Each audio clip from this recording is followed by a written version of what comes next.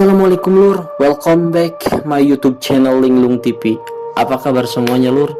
Semoga semuanya sehat-sehat ya dan dilancarkan rezekinya. Amin ya Allah ya rabbal alamin. Maaf lur, sudah lama gue tidak nongol di sini di channel ini ya. Mungkin kalian juga merasakannya ya, maklum waktu sempit untuk buat konten dan editing video. Maklum orang sibuk, tapi bukan juga sih.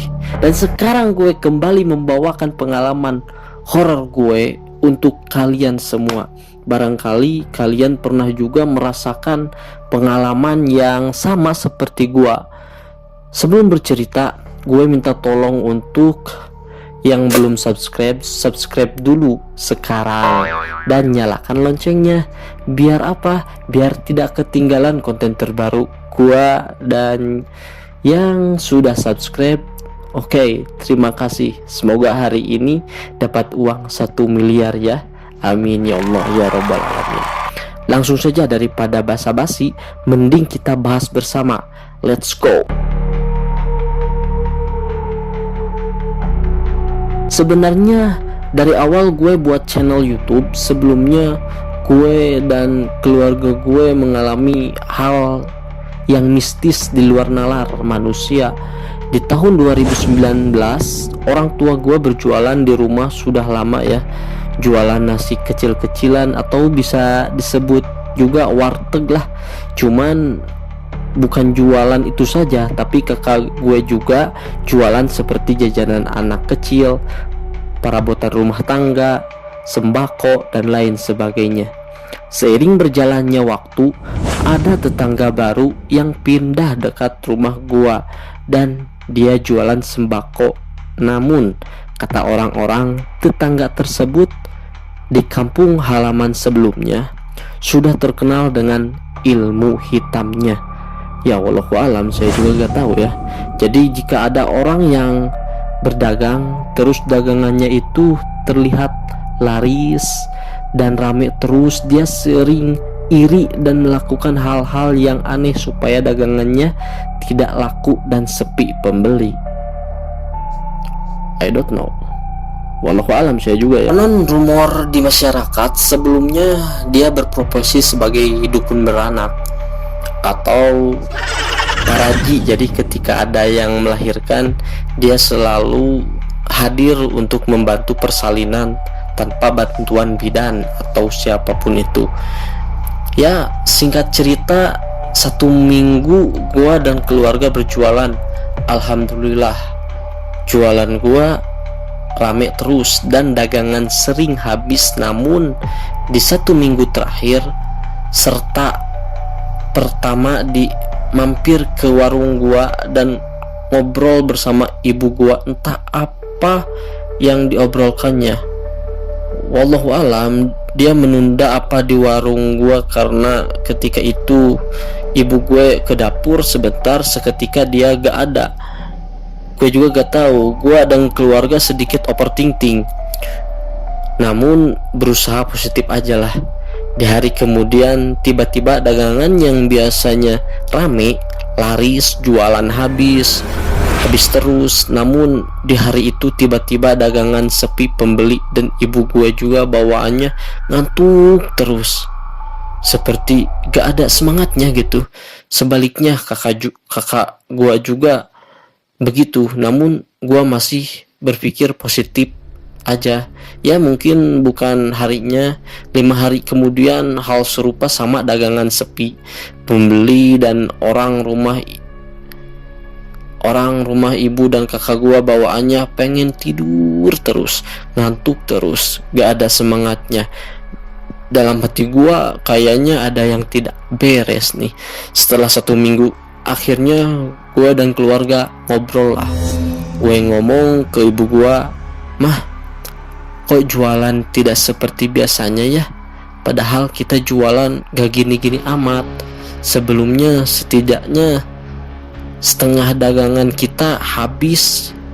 Ya kata ibu gua, "Lah mamah juga gak tahu, dan mamah juga bawaannya itu mau tidur terus. Apalagi kalau duduk di kursi yang di warung kayak yang ditidurin gitu, padahal baru aja duduk di kursi udah tidur, udah ngantuk. Kata gue sama mama gue juga gitu. Semenjak tetangga yang baru itu mampir ke warung gua gitu, dan kondisinya sedikit agak berbeda. Saya juga gak tahu sih, walau alam. Di hari berikutnya sekitar jam 2 subuh, ibu gua masak seperti biasanya untuk jualan dan hidangkan pagi. Setelah waktu subuh sekitar jam 4.30 subuh, ibuku memanggil gua untuk sholat subuh. Gua bangun dan sholat subuh ke masjid. Jam 5 subuh, gua disuruh duduk dulu di dapur sambil temenin ibu memasak. Dan ibu berkata, tadi ketika ibu masak sekitar jam 3 subuh, ibu dengar ada yang mengetuk pintu dapur sebanyak 3 kali, dan ibu buka namun tidak ada orang.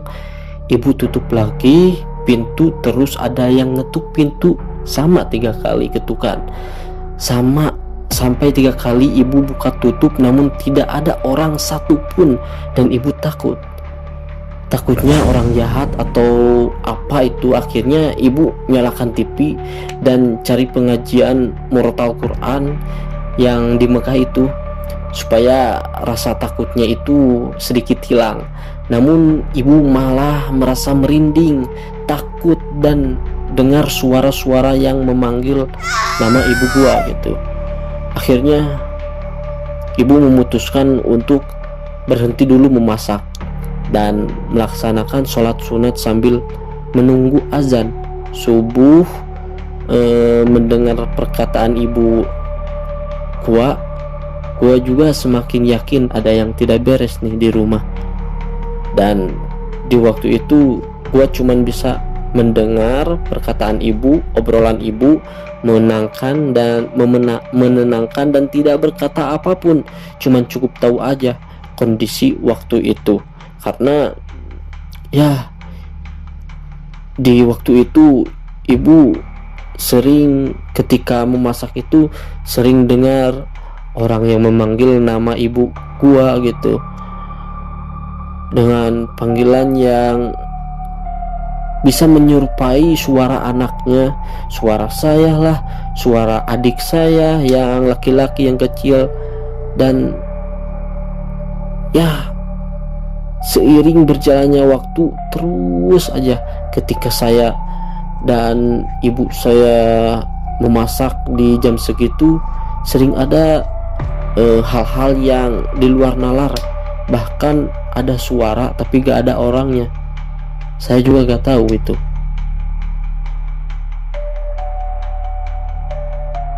Nah, di pagi harinya ibuku sudah memasak beberapa masakan seperti daging balado, semur, telur, ati ampela, sayuran, dan masakan lainnya, serta siap dihidangkan dan dijual, dipajangkan untuk masyarakat yang mau membeli.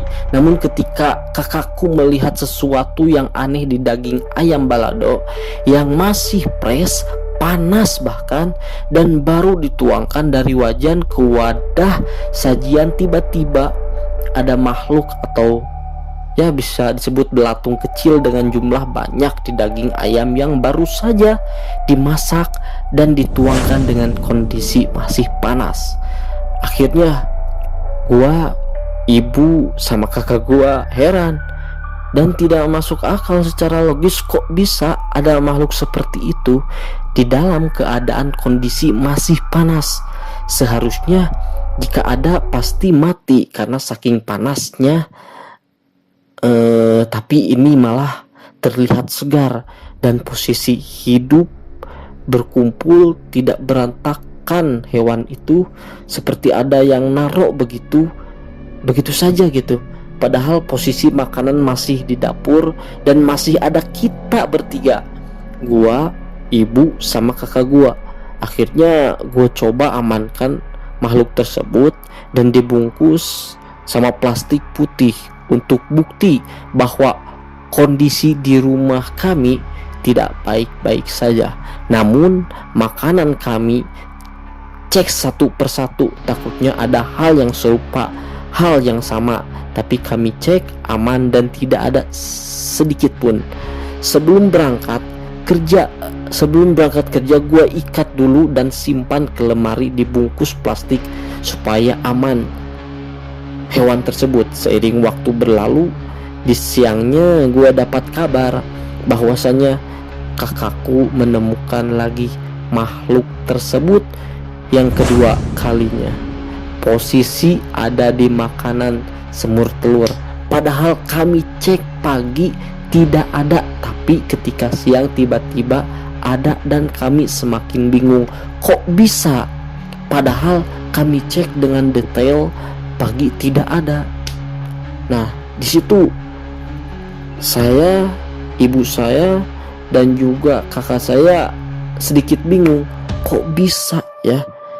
Padahal dari pagi kita cek satu persatu, bahkan secara detail, itu tidak ada sedikit pun, bahkan tidak ada ciri-ciri sedikit pun. Tapi entahlah ya, susah untuk dilogiskan, susah untuk dipikirkan oleh akal manusia. Dan saya simpan, saya taruh, saya pulang dulu dari kerjaan, saya simpan, saya taruh, bungkus menjadi 2 bungkusan yang isinya belatung semua. Saya juga heran, tapi saya bungkus menjadi 2 bungkusan itu, disimpan di lemari. Nah, ketika sorenya saya ambil lagi makhluk tersebut yang sudah dibungkus dengan plastik. 2 makhluk yang dibungkus dengan plastik itu, ya hewannya itu kecil. Saya lihat dari pagi itu hewannya itu kecil, tapi pas sore, waduh, banyak sekali itu hewan dan berkumpul, serta waduh, geli juga saya lihatnya. Akhirnya inisiatif, karena bapak gua itu tidak ada di rumah dan 1 bulan sekali dia pulang ke rumah dari Bandung ke Garut, dia pulang. Tapi waktu itu kebetulan tidak ada ayah saya. Akhirnya saya inisiatif, saya ambil 2 makhluk itu yang ada di plastik. Saya coba di dalam hati, coba bakar sambil baca Al-Fatihah, Anas, ya mungkin surat-surat pendek, ayat-ayat ruqyah lah, ayat-ayat ruqyah mandiri. Akhirnya saya baca. Seketika itu saya bakar semuanya, dan semuanya hangus menjadi debu ya.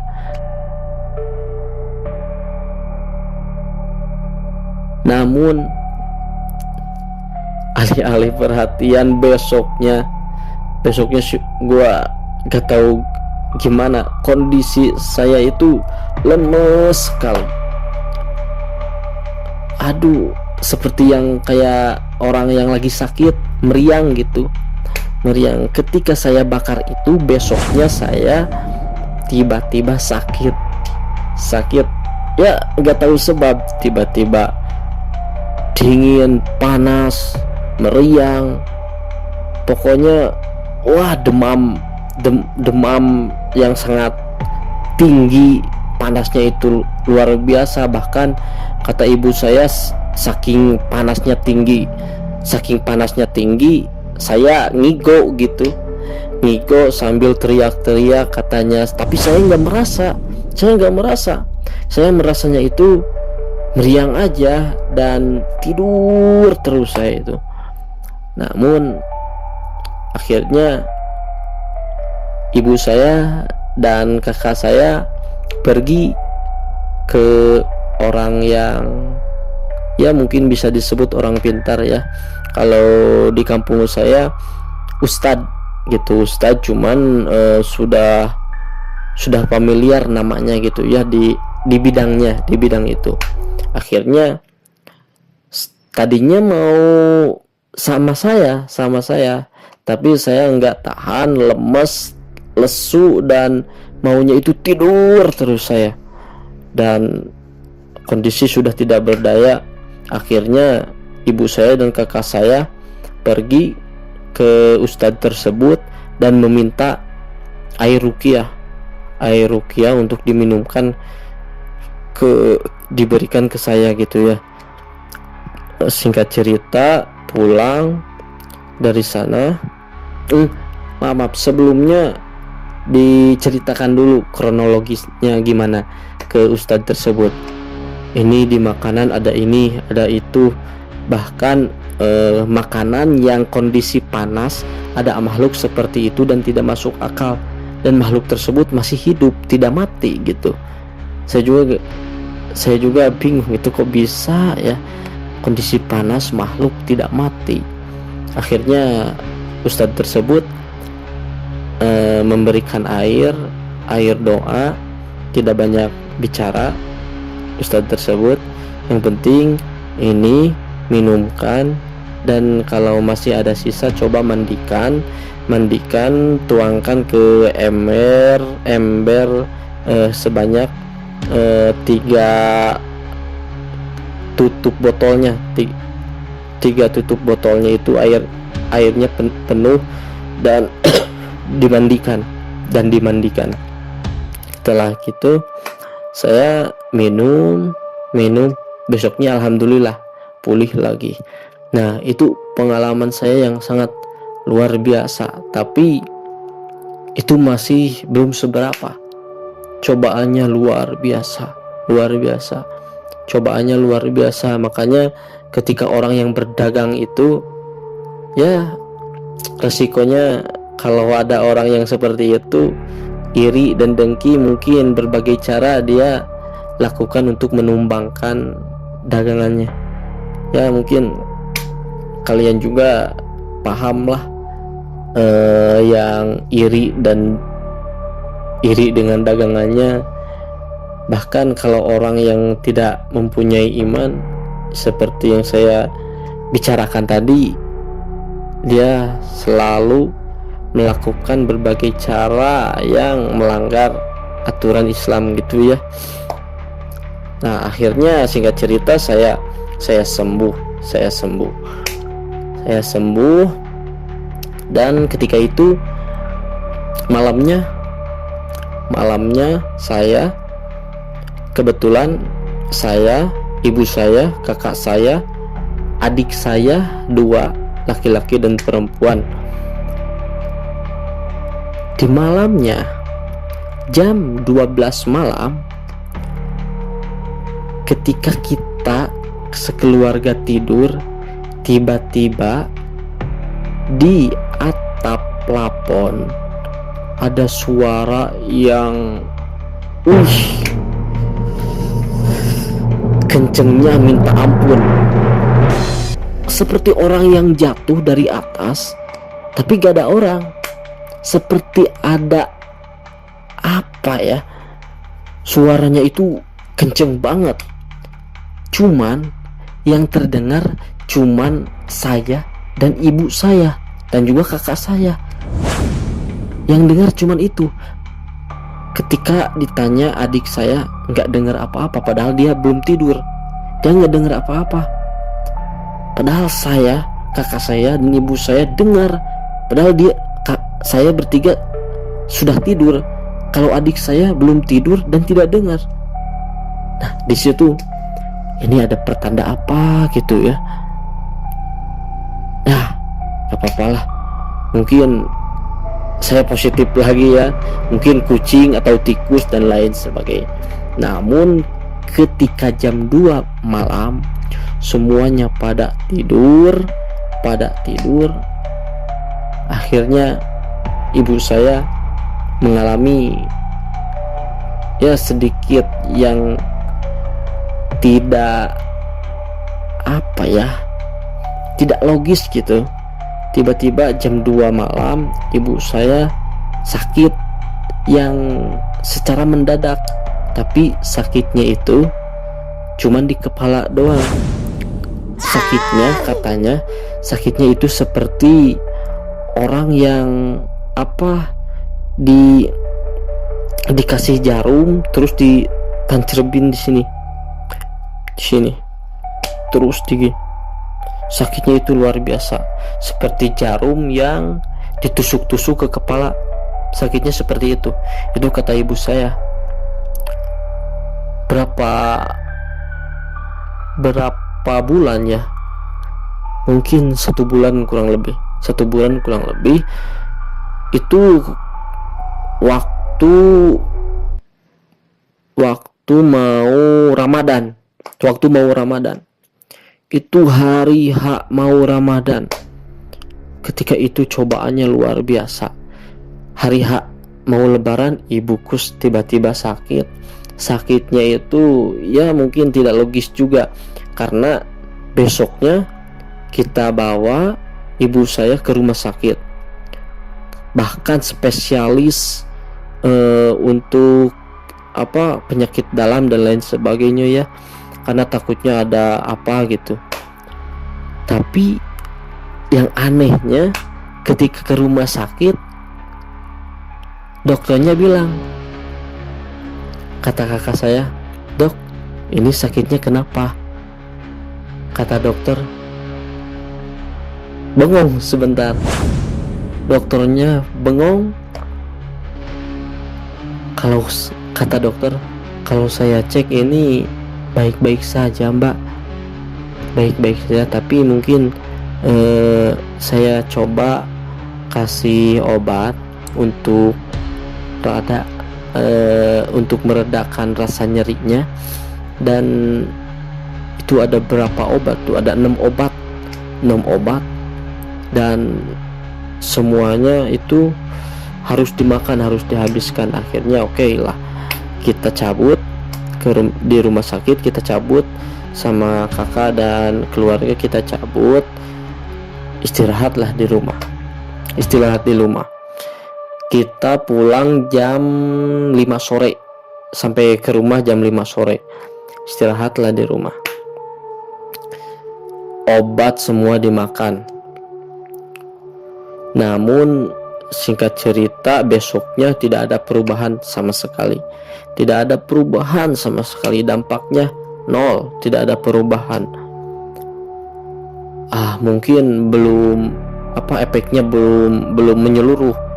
Oke, ditunggu sampai 2 hari, bahkan tidak ada perubahan. Setiap hari tidak ada perubahan. Bingung gua. Akhirnya gua dan kakak gua pergi ke ustadz yang pertama ibu dan kakak gua minta air doa itu. Pergi dan ya seketika dikasih air ruqyah, agak sedikit mendingan. Itu sakitnya luar biasa. Bahkan ibu saya saking sakitnya,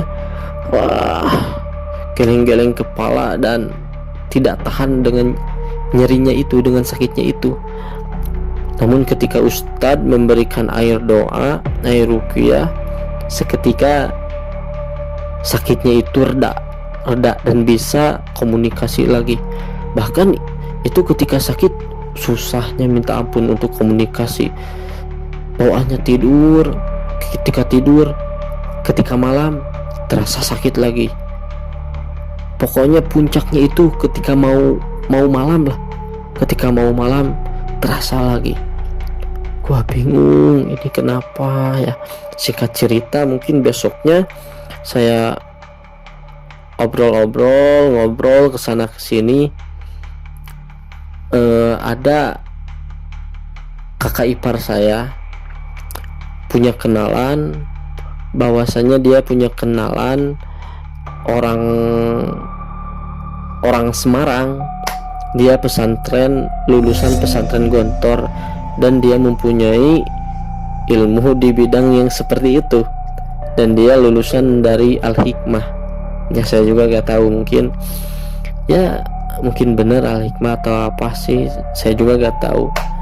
Cuman ketika itu kakak ipar saya besoknya jam 8 malam menghubungi teman tersebut yang pesantrennya itu di Gontor, cuman dia sedang pergi ke Garut gitu ya. Akhirnya dikasih tahu lah, dipanggil ke sini ke rumah. Kata kakak ipar saya, Jang, coba periksa ini ada apa.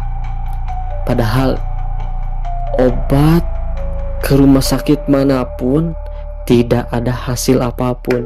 Semua dokter berkata bingung, ini sehat-sehat saja gitu. Akhirnya temen kakak ipar gua menelusuri rumah saya gitu ya, dari ujung sampai ujung, dari halaman depan sampai halaman belakang, dari penjuru sampai pojok manapun ditelusuri. Dan adalah kesimpulan bahwasanya ini rumah ada yang nanam seperti ada yang memaburkan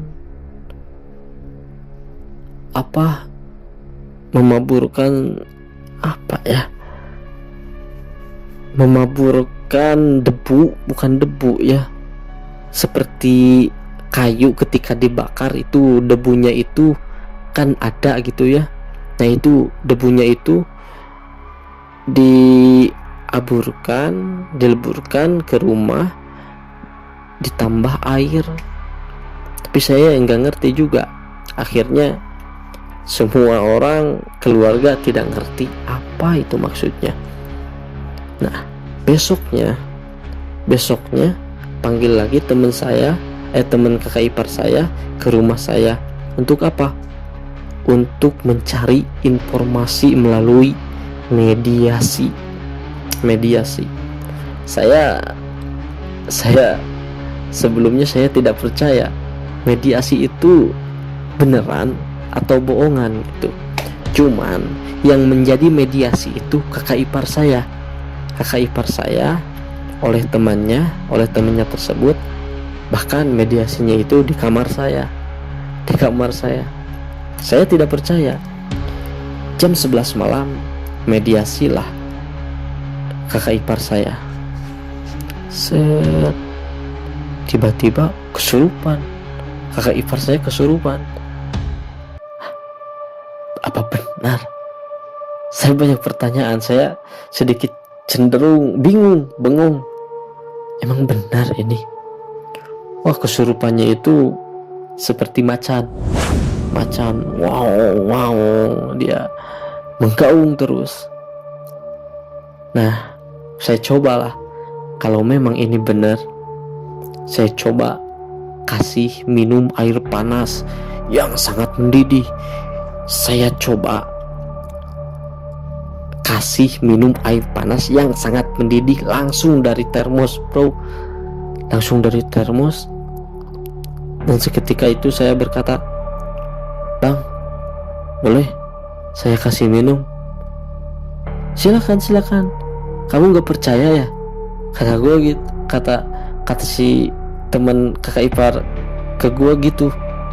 Kamu gak percaya? Wah, kok dia tahu isi hati gue? Akhirnya gue jujur, iya gak percaya bang, karena saya pertama kali lihat seperti ini. Oke, coba tes. Dia kesurupan atau pura-pura kesurupan. Coba gua ambil air yang sangat mendidih. Itu airnya gua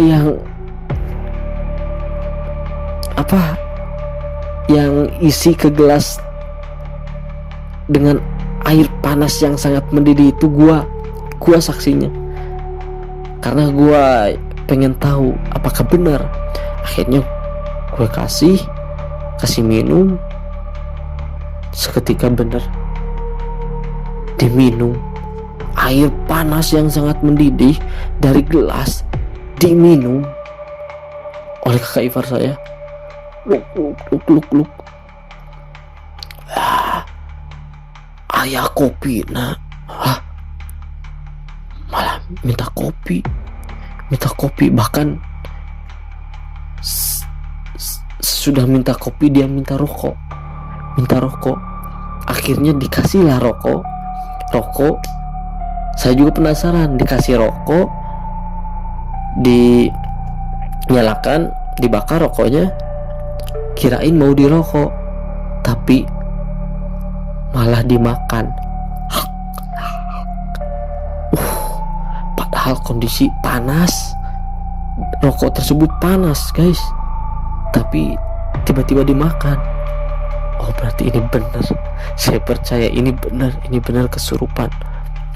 Akhirnya di situ komunikasi tidak ada, malah terus menggaung, wow, bagaikan macan, bagaikan gak tahu macan, gak tahu singa, gak tahu maung apa itu. Soalnya katanya dia tinggal di daerah pegunungan yang ada di Banjarwangi. Saya juga gak tahu. Akhirnya singkat cerita tidak ada informasi. Nah, mediasi lagi, bahkan ibu saya masih sakit, terus teriak-teriak, aduh sakit, ini kayak yang ditusuk jarum, sakitnya minta ampun. Ibu saya juga nggak tega ya. Akhirnya si akang tersebut mediasi lagi ke kakak ipar saya. Namun di situ yang masuk malah kakek-kakek, dan dia memberi informasi yang sangat bagus dan informasi yang kita butuhkan gitu ya, untuk memvalidasi data tersebut. Data saya, data dari keluarga saya yang selama ini pengalaman yang mistis tersebut tersinkronisasikan oleh kakek-kakek yang masuk ke dalam tubuh kakak ipar saya. Kakek-kakek tersebut bilang dengan bahasa Sunda, Dek, coba ieu teh imah teh loba nununan. Katanya ini rumah banyak yang nyimpen, banyak yang disimpenan. Coba Dek bersihkan, katanya gitu. Coba bersihkan ini rumah dari hal-hal yang negatif gitu. Akhirnya panjang lebar poinnya sudah tertangkap, poinnya sudah tahu. Dan akhirnya kakek tersebut, saya minta izin dulu untuk keluar ya Dek, ini kasihan raganya, takutnya dia lelah, dia capek, jadi saya minta untuk keluar dulu ya. Assalamualaikum, sambil gini tangannya, assalamualaikum. Udah kelar, tidak ada. Itu waktu yang sangat melelahkan, dan ya mungkin pengalaman yang saya sangat tidak dilupakan, dan semoga itu terjauhkan lagi dari pengalaman seperti itu. Akhirnya singkat cerita, informasi sudah ada, dan teman kakak ipar saya, si akang tersebut, menetralisir semua rumah-rumah dengan air ruqyah. Ya mungkin saya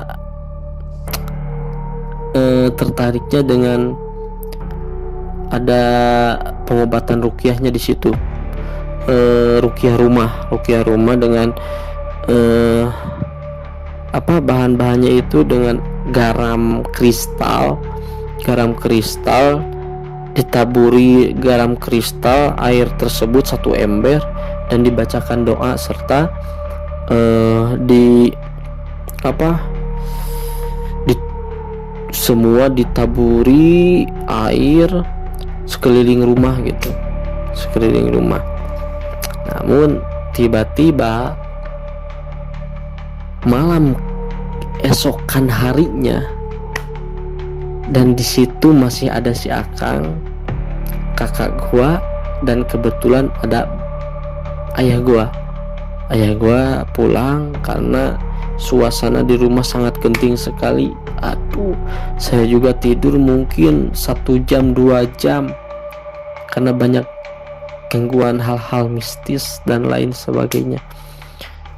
Malam dari jam 9 malam sampai jam 3 subuh dini hari melakukan ruqyah, ditemani dengan saya, kakak saya, ayah saya, ibu saya, kakak ipar saya, dan juga temen kakak ipar saya yang ya punya al-hikmah itu, punya ilmu al-hikmah itu.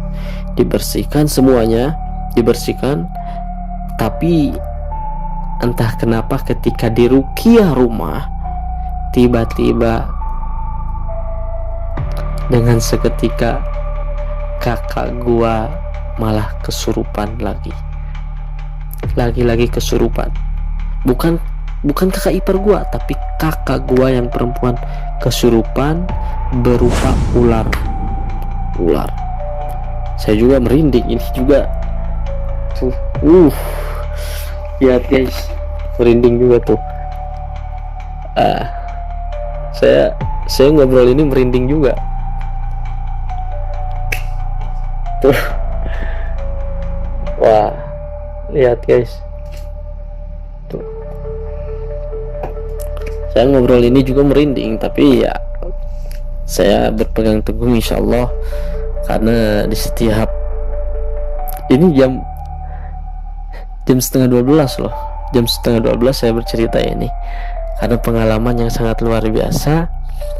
Kita kembali lagi, kakak saya kesurupan dan cuman ya bagaikan ular, gimana, cuman begini-gini aja badannya. Akhirnya sama teman kakak ipar saya dikeluarin. Bukan hanya di rumah saja, ya mungkin ada benda-benda, kata teman kakak ipar saya, ada benda-benda pusaka yang disimpan oleh kakak ipar saya, dipelihara tapi tidak dikasih makan. Akhirnya teman kakak ipar saya berkata ke kakak ipar saya, "Ji, coba keluarin, saya tahu, keluarin. Itu ada benda-benda yang kamu pelihara kan? Coba Ji, keluarin," kata abang-abang yang punya ilmu al-hikmah itu kepada kakak ipar saya. Padahal abang-abang tersebut tidak tahu, tapi dia seperti ada bisikan gitu. Dan ternyata kakak ipar gua berkata, "Iya bener bang, itu pusaka yang udah lama dari dulu. Coba keluarin, ambil dulu. Di mana? Di rumah sebelah sana. Ambil kesini, ambil." Semuanya diambil. Wah, gue merinding cuy.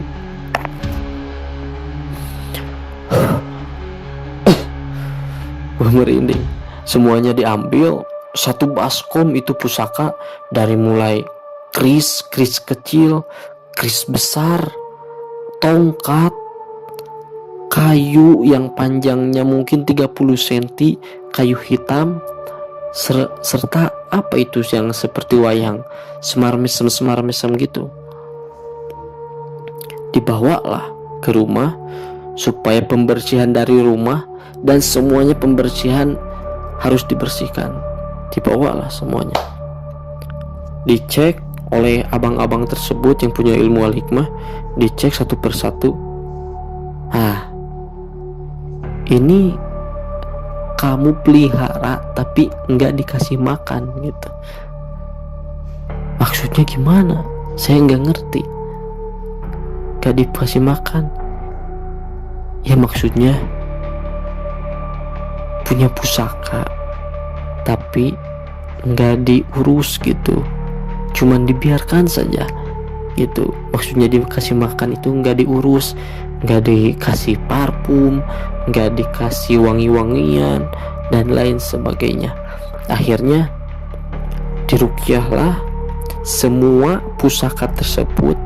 Ketika diruqyah dan ketika tongkat, satu pusaka yang berbentuk tongkat itu dipukul ke tanah 3 kali, seketika kakak ipar gua kesurupan lagi. Entah apa itu, pokoknya kesurupan, dan dia berbentuk seperti apa ya, yang tubuhnya itu besar karena suaranya juga menggelegar. Wah gitu, saya juga sedikit merinding. Anjay, tiba-tiba kesurupan, padahal diketuk cuman 3 kali ke tanah, tuk. Kesurupan kakak ipar saya. Ini benar, saya nggak percaya. Kok ini kayak di film-film gitu ya. Nah, akhirnya si kakak ipar saya yang kesurupan itu ngomong, kamu punya pusaka, kamu pengen punya pusaka tapi nggak diurus, makananku mana? Katanya gitu. Kalau nggak mau diurus, nggak mau dikasih makan, kasih aja ke orang yang bisa ngurus, katanya. Kalau nggak diurus, nggak dikasih makan, saya akan memberikan apa ya, memberikan seperti penyakit kepada keluarganya. Oh, pantesan. Ditanyalah, berarti kamu yang memberikan penyakit ini? Bukan, katanya. Itu tuh di atas, katanya, ada yang nyimpen, ada yang naburin debu yang debu itu awalnya itu batu nisan yang berbentuk kayu. Seorang wanita yang matinya tidak sempurna, matinya itu secara tidak sempurna, dan matinya seperti ya bisa dibilang tabrakan di jalan, dan matinya tidak sempurna. Seketika dia dikubur, diberikan batu nisan yang kayu. Satu hari ada orang yang memecah atau membelah batu nisan tersebut dan dibakar serta debunya dikasih ke atas. Gitu kata kakak ipar saya yang kesurupan. Oh, berarti debu tersebut adalah batu nisan yang dibakar dan ditaburkan ke atap pantesan. Setiap pantesan pas malam itu ada suara yang plung, seperti yang jatuh, padahal gak ada kucing, gak ada tikus, gak ada siapa-siapa di atas plafon. Tapi jatuhnya itu kayak suaranya itu menggelegar sekali. Oh, pantesan, padahal cuma ditabur begitu. Akhirnya make sense juga ceritanya gitu ya. Nah, mintalah solusinya. Jadi gimana untuk membersihkannya? Kata si kakak ipar saya yang kesurupan itu memberikan informasi, jika kamu ingin membersihkan itu makhluk, kamu harus mencari padung. Padung itu seperti batu nisan yang orangnya itu matinya itu sekitar 1 minggu, dan coba belah batu nisan tersebut. Batu nisan tersebut belah, ambil sepotong, dan juga bakar sebagaimana yang dilakukan seperti sebelumnya, yang membakar dan ditaburkan debunya. Bakar, potong dulu, bakar, taburkan lagi ke atas. Karena makhluk yang di atas itu bingung, kok tiba-tiba saya ada di sini, gitu katanya. Tiba-tiba ada di sini, saya kok tiba-tiba, mohon saya sempurnakan dan saya kembalikan lagi, gitu katanya. Oh, jadi gitu.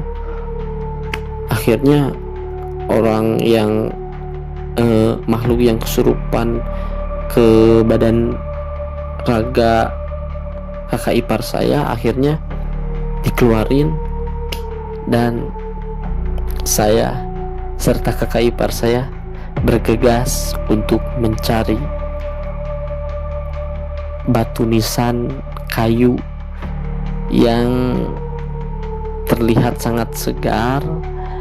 Orangnya itu matinya sekitar 1 minggu. Dibelahlah padung tersebut, kayu tersebut, batu nisan kayu tersebut sedikit, ambil sampelnya, bakar, taburkan, dan itu luar biasa pengalaman saya. Jam 2 dini hari saya cari-cari di kuburan dua orang, saya dan juga kakak ipar saya. Walaupun merinding, takut dan lain sebagainya, tapi demi keselamatan, kesehatan, ketentraman di rumah saya, akhirnya saya mencarinya dan ketemulah batu nisan kayu yang terlihatnya ini 1 minggu, karena ada tulisannya di batu nisan tersebut. Oh, ini udah 1 minggu nih. Potonglah dikit batu nisan kayu tersebut, potong. Walaupun saya pertama kali, dan bergetar badan saya, tangan saya bergetar tidak ada hentinya, tapi ini demi keluarga juga. Potong kayu tersebut, ambil, masukin ke dalam kresek, dan langsung cabut pergi ke rumah. Disuruh membakar, debunya diambil, ditaburkan ke atas, dan seketika alhamdulillah semua penyakit yang ada di rumah, bukan penyakit, semua yang ada di rumah itu terasa benderang lagi, terasa cahaya lagi, nggak terlihat gelap lagi, terasa bersinar lagi ini rumah. Nah, rumah sudah diruqyah, sudah dibersihkan. Selanjutnya abang teman yang punya ilmu hikmah itu selanjutnya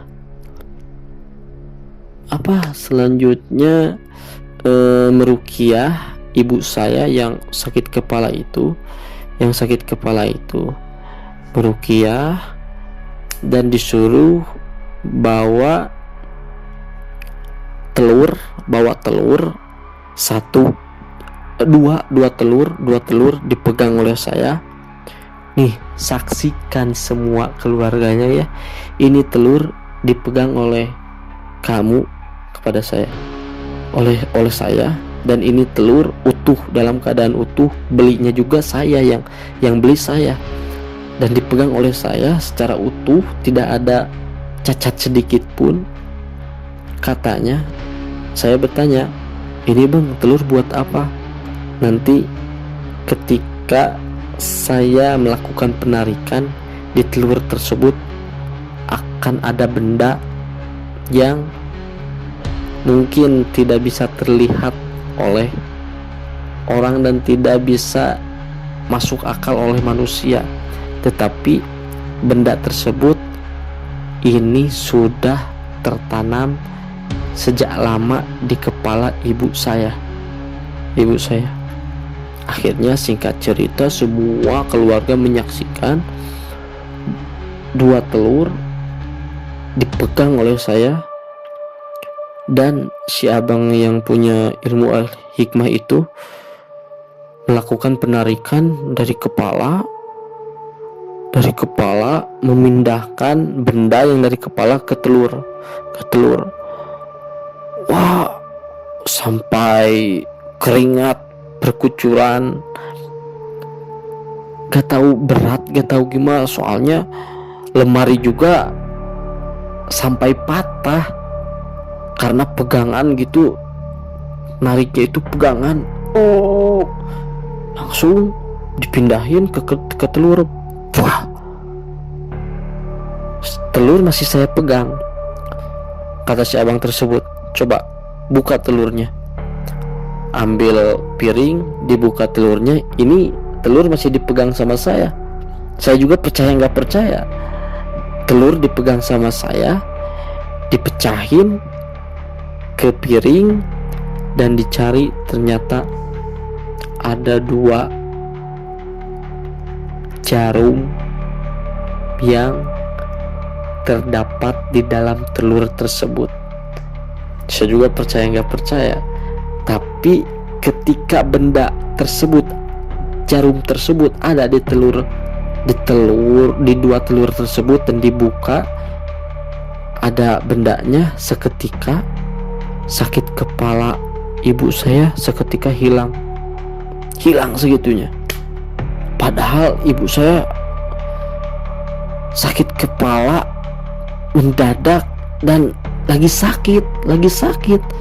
Ketika itu diambil bendanya dan dibuktikan ada 2 telur, ada 2 jarum yang terdapat di dalam telur tersebut, dan seketika ibu saya langsung sehat walafiat karena benda tersebut sudah ditarik.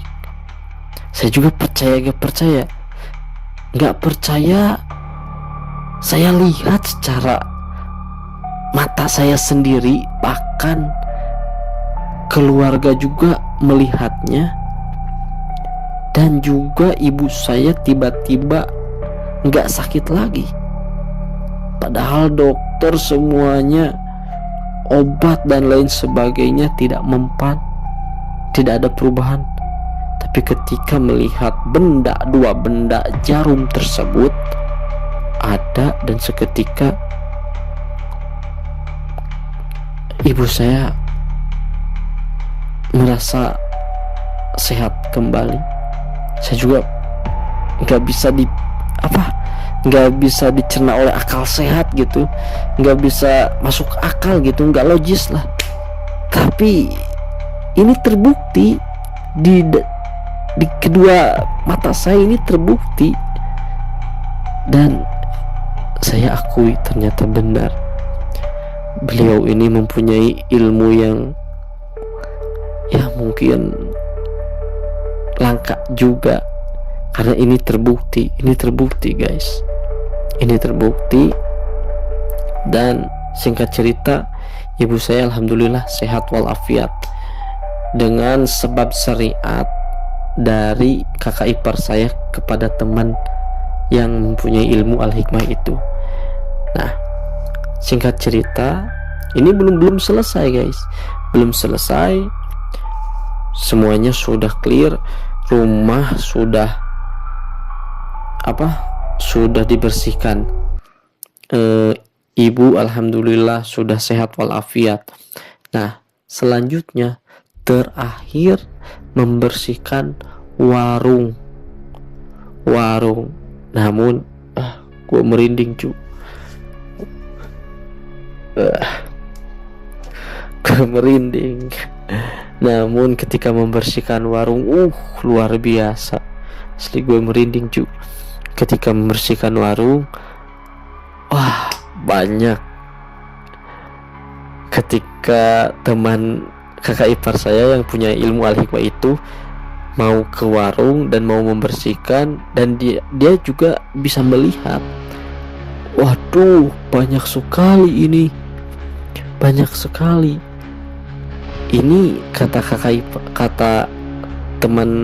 abang yang mempunyai ilmu al-hikmah itu bertanya, ini kalau pagi kalau berdagang sepi terus ya? Iya katanya. Iya, karena ini penutupnya banyak. Bahkan orang yang mau niat beli ke sini, dia bakalan balik lagi karena terlihatnya warung tersebut itu tutup padahal masih buka, dan orang tersebut balik lagi padahal warung tersebut buka. Tapi orang yang mau beli itu melihat warung tersebut tutup. Dan akhirnya ya singkat cerita dibersihkanlah dengan keringat yang sangat luar biasa. Dan saya berterima kasih kepada abang yang telah membantu saya dan juga keluarga saya untuk membersihkan dari hal-hal yang seperti itu. Dan alhamdulillah sampai sekarang, alhamdulillah. Kata abang, kita kembali lagi ke topik. Kata abang yang punya ilmu al-hikmah itu, katanya gini, ini mau dibalikin ke orang yang mengirimnya atau tidak usah, tapi keluarga sepakat untuk mengembalikan ke orang yang sudah mengirim hal-hal yang seperti itu, supaya dia merasakan bagaimana sakit dan jerih payah dan juga kehidupan serta serta dagangan ekonomi juga susah, sakit-sakitan dan lain sebagainya. Dia harus merasakan. Akhirnya oke, kalau begitu ambil saya lupa lagi, ambil ketan hitam kalau gak salah, ketan hitam, dan dibacakan ayat-ayat ruqyah. Dibacakan ayat-ayat ruqyah itu ketan hitam di dalam baskom kecil ya, dibacakan ayat-ayat ruqyah, terus ditaburi sambil ditanam ke dalam tanah. Dan katanya, lihatlah besok orang kalau benar dia mengirimkan seperti ini, besok lihat orang tersebut bakalan sakit. Kalau memang dia sakit, berarti dia benar mengirimkan hal-hal yang seperti ini ke rumah saya. Singkat cerita, besoknya saya coba cek ke rumah tetangga yang baru itu. Saya coba beli, pura-pura beli apa gitu ya, pura-pura beli rokok atau berminuman sambil ngobrol. Ada anak kecil yang melayani saya, dan saya nanya, saya kepo, "Dek, kalau ibu yang ini kemana ya? Kan biasanya yang suka melayani dagangannya ibu yang suka duduk di sini," kata saya gitu. "Oh, ibu lagi ke rumah sakit, gak enak badan," katanya. Gue langsung merinding. Yes, berarti benar. Oh ya udah dek, kalau begitu saya cukup informasi cukup seperti itulah. Oh iya dek, kalau begitu terima kasih ya informasinya. Ya kak. Beli air doang langsung pulang. Dan saya sampaikan kepada keluarga, ternyata benar. Tapi endingnya kata si Akang yang punya ilmu al-hikmah itu, ya nggak apa-apa lah, supaya tahu aja ya. Tapi jangan sampai kita membenci orang tersebut, karena orang bisa berubah sewaktu-waktu kalau tepat waktunya itu mendapatkan hidayah. Itu akhirnya saya dan juga keluarga memutuskan untuk sepakat tidak untuk membencinya gitu ya. Dan sampai sekarang alhamdulillah, sampai sekarang ya masih seperti tetangga-tetangga yang pada umumnya gitu. Dan akhirnya singkat cerita, alhamdulillah berkat syiar yang akang-akang yang mempunyai ilmu hikmah itu membantu keluarga saya, alhamdulillah sampai sekarang tidak ada hal-hal yang seperti itu lagi. Dan alhamdulillah rumah juga terlihat seperti tidak tertutup lagi atau seperti gelap lagi, tidak. Alhamdulillah rumah juga dan juga dagangan juga normal kembali seperti biasanya, dan semuanya juga alhamdulillah sehat-sehat walafiat. Serta ya mungkin kata abang-abang yang punya al-hikmah itu nitip pesan kepada saya dan juga keluarga, jangan tinggalkan sholat 5 waktu apapun kondisinya, sholatlah, karena itu sebagai benteng terhadap orang-orang yang ingin zalim kepada kita. Ya alhamdulillah banyak hikmah yang saya dapat, yang saya kantongi ketika pengalaman di keluarga saya. Ya mungkin selebihnya itu dan mungkin banyak lagi yang saya katakan, tapi karena waktunya sudah tidak mendapatkan ruang lagi karena waktunya sempit, ya mungkin itu saja secara singkat cerita pengalaman. Ini soal pengalaman ya, bukan hoax dan lain sebagainya. Ini pengalaman saya di keluarga saya, dan itulah pengalaman saya yang ketika itu tidak bisa